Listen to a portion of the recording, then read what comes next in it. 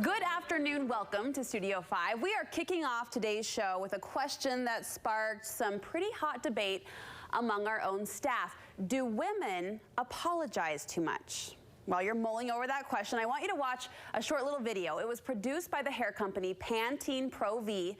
The message? They want women to stop with the I'm sorries and instead shine strong. Let's take a look.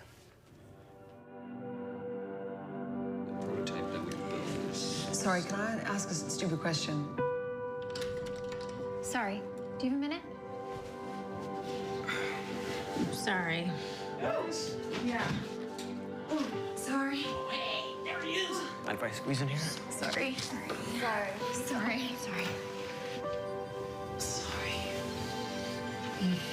Did I? It's Tim.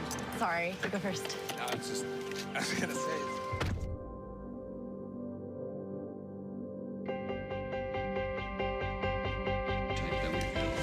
I have a question. Why don't we go back to the original thing that we did? Morning. Got a minute? Sorry, not sorry. Sorry, not sorry.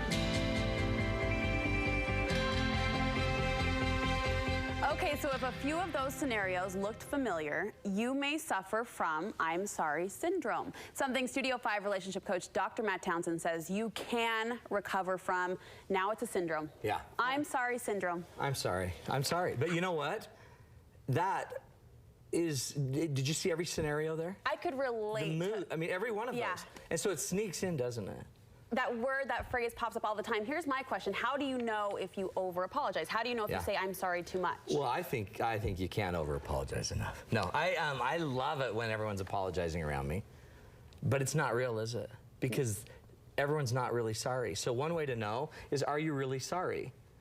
Or are other people telling you, you say I'm sorry too much? If other people are pointing it out, it's feedback you need to be listening to.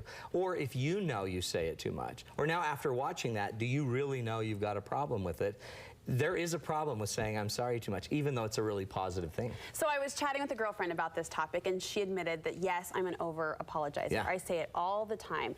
And as I thought about it, I thought I would rather be, if you had to choose between two extremes, I would rather be the soft but strong woman who still possesses that humility and says I'm sorry too much over someone who is super aggressive, never apologizes, really prideful. I'd rather skew to the right a little bit. Well, I think women are kind of naturally that way. First, they're nurturing anyway. Yeah. And they're probably more sensitive to pick up that you don't just walk into a room and say, hey, what's going on here? There's a grace about it. There is a grace about it. And so I would say there's a balance to finding the grace and the power. And maybe one of the easiest ways to do that is if you forced your brain to not use the words, I'm sorry. We make up a lot of ground, we think, by just using the words I'm sorry, because we think it makes us more soft. But it also maybe makes us look at you like you're more passive, like you're less strong. Like you're weak. Like you're less powerful or weak. The reality is you're incredibly powerful, but our language might be teaching others that you're somebody that'll just take the fall. Do men have as big of a problem with this? I don't think so, Yeah. no. In fact, men probably need to learn to say I'm sorry more. And we actually, one of the reasons we don't is because it impacts our ego. So we would tend to go in a little bit more strong. So if we could somehow pump up the ego, and I don't want women to go in there and just start being strong with everyone. I want you to just know how seriously awesome you are. You don't need to apologize unless there's a real need to apologize. Then it's perfectly delivered. So why do you think we over-apologize, even though we don't mean the words that are coming out of our mouth? A variety of reasons. Number one, though, of all, is it's a habit. We all have favorite phrases we like we just a phrase that kind of fills the gap, that helps us figure out what's really important to us. That simple little habit of saying I'm sorry needs to be noticed. It needs to be, you guys always correct me on what I need to do. Not always, that sounds fun. But you give me feedback on how I need to sit, how I need to be, how I need to act, sit up straight. You're But doing a little a good bit of job, by the feedback, way. thank you. Yeah. I'm so nervous now. But a little bit of feedback on what our habits are in interaction and communication can go a long way. Maybe one of the fastest ways to do it is find another word for I'm sorry.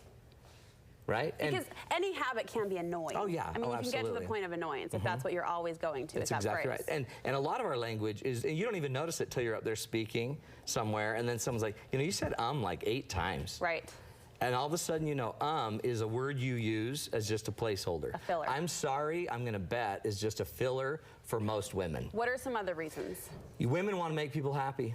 And so I think you use I'm sorry as a really quick way to make someone happy. When you're putting a Band-Aid on your child's knee after he fell, you might easily say, I'm so sorry you fell. And it's a quick way to make a boo-boo supposedly go away, or a pain go away. So I think it's become a really easy out for people. And it's not just women. I do it. Everyone kind of does it. Men use I'm sorry too, by the way.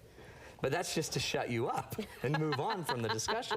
So one is just simply you want to make people happy. One is a habit. Another idea is a lot of times we don't know what else to say. What are we supposed to say in the moment when you walk into a room? It is an awkward filler, right? You use that word to substitute the awkward energy that can be in a conversation. What you might want to do is, and we'll get into this as a very basic solution, is get out of yourself and get into them. So when that woman walked in the room, instead of saying, I'm sorry, do you have a minute? She just said, you got a minute.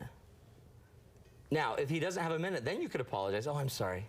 When's a good time to come back? Yeah. But get into them first before you immediately start with an apology. And do you think in that case where the woman's interrupting a meeting, do you think tone can make up for a lot? Oh, yeah. I mean, I'm sorry, again, if that It's the situation, perfect- I would have said, if I was walking into a meeting, I would have said, oh, I'm sorry. But your tone can replace those words That's a little bit. I'm sorry, quick thing, but you're still direct. You can still be direct. Yeah. Part of it is the tone. I think that we still have to believe in ourselves enough, especially in a position to go in and interrupt somebody. And a lot of times I think we just think a simple phrase is going to make up for our tone, our posture, our timing. And I'm sorry if you do it 500 times and you keep doing the same thing, but you keep offering an apology, you're really not sorry. So eventually, when am I supposed to stop believing you and just recognizing that this is a technique you're using? And we've now adapted this little, I think it started as a hashtag, sorry not sorry, getting to the idea that I'm saying it, but I don't mean it. So how can we just stop saying it? Well, part of the reason we do it too is there's conflict. We want to avoid conflict so bad. So all the time we're trying to dodge and we do anything we can to get out of the conflict. Yeah. One of the things I would just suggest to make this easy for everyone is first of all recognize, do you do this too much? If you do it too much, then get into a solution. And my favorite idea about the solution is get out of the habit and get into the heart. Everybody that brings you an issue is going to have a heart issue. So you don't need to, so the boy that fell down and hurt his knee, you can say you're sorry all you want, but it doesn't take away his pain. So it might be more valuable to get into his heart. You're hurt. Tell me what you're feeling. Tell me what happened. Tell me how you fell. And let them just talk.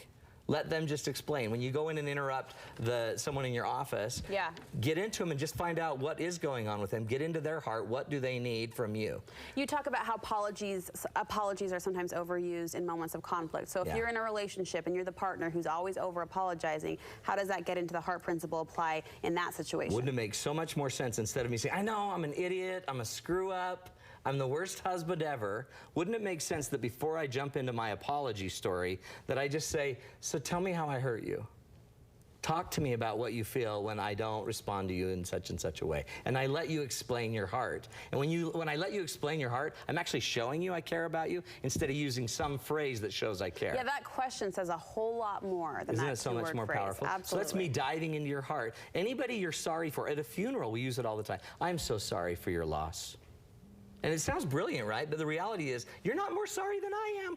And that's not helping me here. But we just throw it out there as a trite phrase. What would happen if we actually stood in line at the funeral viewing before we met the person? Instead of having this trite phrase we throw out at every funeral. Right. What if I watched the woman grieving the loss of her husband? What if I watched her while I'm waiting in line? What if I let her pain and her heart enter my heart so that I actually felt immense pain for her?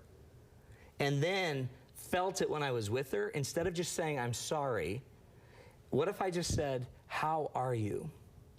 Or, I noticed she's really being strong. What if I said, I'm noticing how strong you're being? And I get into her heart. Do you want to bet bucks she'll open up finally with me? Because she'll trust that more than the trite phrase, I'm sorry. So much more rich. There's so much more depth. And you can do that behind just by watching, right? Yeah. You don't need to be a magician or have a PhD. You just have to watch. And if you watch somebody that's hurting, your body will respond to their hurting. That's empathy. And you'll connect to them. And then it won't matter what you say.